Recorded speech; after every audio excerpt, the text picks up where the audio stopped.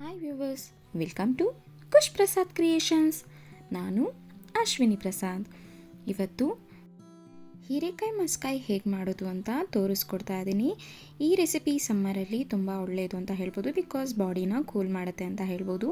ಹೀರೆಕಾಯಲ್ಲಿ water content ಜಾಸ್ತಿ ಇರುತ್ತೆ, so ಇದಕ್ಕೆ ನಾವು ಬಳಸೋವಂಥ ಇಂಗ್ರೀಡಿಯೆಂಟ್ಸ್ ಕೂಡ ಅಷ್ಟೇ ಬಾಡಿನ ಕೂಲ್ ಮಾಡುತ್ತೆ ಅಂತ ಹೇಳ್ಬೋದು.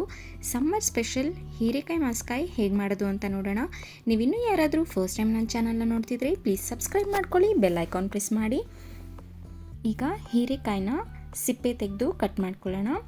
ಸಿಪ್ಪೆನ ಯಾವಾಗಲೂ ಚಾಕುವಲ್ಲಿ ಕಷ್ಟಪಟ್ಟು ತೆಗೆಯೋ ಬದಲು ಈ ರೀತಿಯಾಗಿ ಸೌತೆಕಾಯಿ ಸಿಪ್ಪೆ ತೆಗೆಯೋದಿರತ್ತೆ ಅಲ್ವಾ, ಅದರಲ್ಲಿ ಈ ರೀತಿಯಾಗಿ ಮಾಡಿಕೊಂಡ್ರೆ ಸಾಕು. ನೋಡಿ ಎಷ್ಟು ನೀಟಾಗಿ ಬರುತ್ತೆ ಅಂತ. ಒಂದು ಚೂರು ಹೀರೆಕಾಯಿ ವೇಸ್ಟ್ ಆಗೋದಿಲ್ಲ, ಜೊತೆಗೆ ಚಾಕು ತೊಗೊಂಡು ಕಷ್ಟಪಡಬೇಕು ಅನ್ನೋ ಅವಶ್ಯಕತೆಯೇ ಇಲ್ಲ. ನೀಟಾಗಿ ಈ ರೀತಿಯಾಗಿ ಜಸ್ಟ್ 2 ನಿಮಿಷದಲ್ಲಿ ಹೀರೆಕಾಯಿನ ಕ್ಲೀನ್ ಮಾಡ್ಕೊಂಡು ಬಿಡ್ಬೋದು. ಅಂದರೆ ಅದರ ಚಿಪ್ಪೆನ ಈ ರೀತಿಯಾಗಿ ಸಪ್ರೇಟ್ ಮಾಡ್ಕೋಬೋದು. ನೋಡಿ, ಈಗ ತೋರಿಸ್ತಿದ್ದೀನಿ ನೋಡಿ ಹತ್ತಿರದಿಂದ ಎಷ್ಟು ಚೆನ್ನಾಗಾಗಿದೆ ಅಂತ. ನಾನಿಲ್ಲಿ ಎಳೆದು ತೊಗೊಂಡಿದ್ದೀನಿ. ಎಳೆದು 2 ಹೀರೆಕಾಯಿನ ತೊಗೊಂಡು ಸಣ್ಣದಾಗಿ ಕಟ್ ಮಾಡಿ ತೊಗೊಂಡಿದ್ದೀನಿ. ಇಲ್ಲಿ ತೊಗರಿಬೇಳೆ ಸ್ವಲ್ಪ ತೊಗೊಂಡಿದ್ದೀನಿ, ಹೆಸರು ಬೇಳೆ ಸ್ವಲ್ಪ. ಬಾಡಿನ ಕೂಲ್ ಮಾಡುತ್ತೆ ಅಂತ, ಬಟ್ ಟೇಸ್ಟ್ ವೈಸ್ ಕೂಡ ಹೆಸರು ಬೇಳೆ ಬೇಕಾಗತ್ತೆ. ಬೆಳ್ಳುಳ್ಳಿ ಸ್ವಲ್ಪ, ಈರುಳ್ಳಿ, ಟೊಮೆಟೊ ಸಣ್ಣದಾಗಿ ಹಚ್ಕೊಂಡಿದ್ದೀನಿ, ಹಸಿಮೆಣಸಿನ್ಕಾಯಿ, ಎಣ್ಣೆ, ಅರಿಶಿನ ಮತ್ತು ಸ್ವಲ್ಪ ಹುಣಸೆಹಣ್ಣನ್ನು ನೆನೆಸಿಟ್ಕೊಂಡಿದ್ದೀನಿ. ಈಗ ಒಗ್ಗರಣೆಗೆ ಎಣ್ಣೆ, ಸಾಸಿವೆ, ಜೀರಿಗೆ, ಒಣಮೆಣಸಿನ್ಕಾಯಿ, ಸ್ವಲ್ಪ ಬೆಳ್ಳುಳ್ಳಿ ಜಜ್ಜಿ ತೊಗೊಂಡಿದ್ದೀನಿ, ಕೊತ್ತಂಬರಿ ಸೊಪ್ಪು ಸ್ವಲ್ಪ. ಈಗ ಮಾಡೋದು ಹೇಗೆ ಅಂತ ನೋಡೋಣ. ತೊಗರಿಬೇಳೆ ಮತ್ತು ಹೆಸರು ಬೇಳೆನ ಈಕ್ವಲ್ ಕ್ವಾಂಟಿಟಿಯಲ್ಲಿ ತೊಗೊಂಡಿದ್ದೀನಿ. ಈಗ ಅದನ್ನು ತೊಳೆದು ಒಂದು ಕುಕ್ಕರಿಗೆ ಸೇರಿಸ್ಕೊಳ್ತಾ ಇದ್ದೀನಿ. ಈಗ ಇದಕ್ಕೆ ಟೊಮೆಟೊ, ಹಸಿಮೆಣಸಿನ್ಕಾಯಿ, ಬೆಳ್ಳುಳ್ಳಿ, ಈರುಳ್ಳಿ, ಹೀರೆಕಾಯಿ, ಹುಣಸೆಹಣ್ಣು ನೆನೆಸಿ ತೊಗೊಂಡಿದ್ದೆ, ಸ್ವಲ್ಪ ಹುಣಸೆಹಣ್ಣು, ನೀವು ಬೇಡ ಅಂದರೆ ಸ್ಕಿಪ್ ಮಾಡ್ಬೋದು. ಈಗ ಸ್ವಲ್ಪ ಅರಿಶಿನ, ಸ್ವಲ್ಪ ಎಣ್ಣೆನ ಹಾಕ್ಕೊಳ್ತಾ ಇದ್ದೀನಿ. ಇವಿಷ್ಟನ್ನು ನೀರು ಹಾಕಿ ಚೆನ್ನಾಗಿ ಮೊದಲಿಗೆ ಕಲಿಸ್ಕೊಳ್ಳೋಣ. ಎಷ್ಟು ನೀರು ಬೇಕೋ ಅಷ್ಟು ನೀರನ್ನ ಹಾಕಿ ಚೆನ್ನಾಗಿ ಕಲಿಸ್ಕೋಬೇಕು. ಹೀರೆಕಾಯಿ ಸಹ ನೀರನ್ನ ತುಂಬಾ ಬಿಡತ್ತೆ.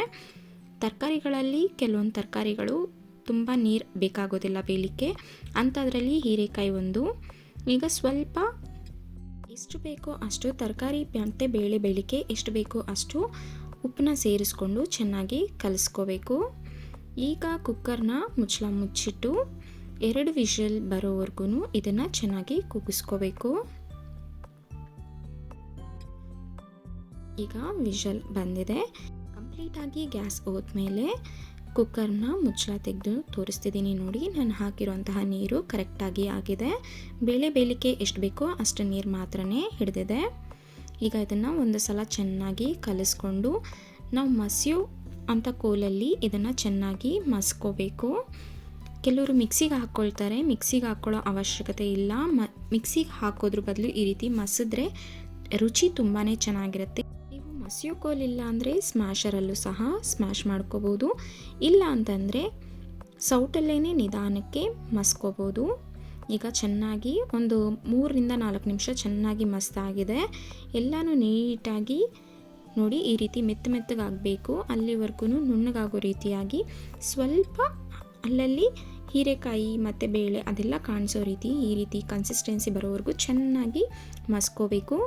ಇದಕ್ಕೆ ನೀವು ಒಗ್ಗರಣೆ ಹಾಕ್ಕೊಂಡ್ರೆ ಈ ಕನ್ಸಿಸ್ಟೆನ್ಸಿ ಅಂದರೆ ಈ ಥಿಕ್ನೆಸ್ ಇರುವಾಗಲೇ ನೀವು ಒಗ್ಗರಣೆನ ಸೇರಿಸ್ಕೊಂಡ್ರೆ ಚಪಾತಿಗೆ, ಪೂರಿಗೆ, ದೋಸೆಗೆ, ಇಡ್ಲಿಗೆ ತುಂಬ ಚೆನ್ನಾಗಿರುತ್ತೆ. ಇಲ್ಲಾಂದರೆ ಸ್ವಲ್ಪ ನೀರನ್ನ ಸೇರಿಸ್ಕೊಂಡು ತೆಳ್ಳಗೆ ಮಾಡ್ಕೋಬೇಕಾಗತ್ತೆ. ಈಗ ಇದಕ್ಕೆ ಸ್ವಲ್ಪ ಕೊತ್ತಂಬರಿ ಸೊಪ್ಪನ್ನ ಸೇರಿಸಿ, ನಾನು ರೈಸ್ಗೆ ಮಾಡ್ತಿರೋದ್ರಿಂದ ಈಗ ಅದಕ್ಕೆ ಸ್ವಲ್ಪ ನೀರನ್ನ ಬೆರೆಸ್ಕೊಳ್ತಾ ಇದ್ದೀನಿ. ಎಷ್ಟು ಗಟ್ಟಿಯಾಗಿ ಬೇಕೋ ಅಷ್ಟು ಗಟ್ಟಿಯಾಗಿ, ಯಾಕೆಂದರೆ ಸಾರು ಒಂದು ಕುದಿ ಬಂದ ನಂತರ ಮತ್ತೆ ಗಟ್ಟಿಯಾಗತ್ತೆ. ಅದಕ್ಕೋಸ್ಕರ ಈಗ ಒಂದು ಪ್ಯಾನ್ನ ಇಟ್ಟು ಪ್ಯಾನ್ಗೆ ಸ್ವಲ್ಪ ಎಣ್ಣೆ ಹಾಕಿ, ಎಣ್ಣೆ ಕಾದ್ಮೇಲೆ ಸ್ವಲ್ಪ ಸಾಸಿವೆ ಹಾಕ್ಕೊಳ್ತಾ ಇದ್ದೀನಿ, ನಂತರ ಜೀರಿಗೆ ಸ್ವಲ್ಪ ಹಾಕ್ಕೊಳ್ತಾ ಇದ್ದೀನಿ. ನಿಮ್ಮ ಹತ್ರ ಕರಿಬೇವಿದ್ರೆ ಕರಿಬೇವನ್ನೂ ಸಹ ಹಾಕ್ಕೋಬೋದು. ಈಗ ಜಜ್ಜಿರುವಂತಹ ಬೆಳ್ಳುಳ್ಳಿನ ಹಾಕ್ಕೊಳ್ತಾ ಇದ್ದೀನಿ. ಈಗ ಸ್ವಲ್ಪ ಒಣಮೆಣಸಿನ್ಕಾಯಿ ಹಾಕ್ಕೊಳ್ತಾ ಇದ್ದೀನಿ. ನೀವು ಬೇಕು ಅಂದರೆ ಬ್ಯಾಡಗಿ ಮೆಣಸಿನ್ಕಾಯಿ ಸಹ ಹಾಕ್ಕೋಬೋದು ರುಚಿಗೆ. ಈಗ ಇದು ಚೆನ್ನಾಗಿ ಫ್ರೈ ಆದಮೇಲೆ ಈಗ ನಾನು ಸಾರನ್ನ ಮೊದಲೇ ಕಾಯಲಿಕ್ಕೆ ಇಟ್ಟಿದ್ದೆ. ಈಗ ಅದಕ್ಕೆ ಇದನ್ನು ಅಂದರೆ ನಾವು ಏನು ಒಗ್ಗರಣೆ ಹಾಕಿದ್ದೀವಿ ಅದನ್ನು ಸೇರಿಸ್ಕೊಳ್ಳೋಣ.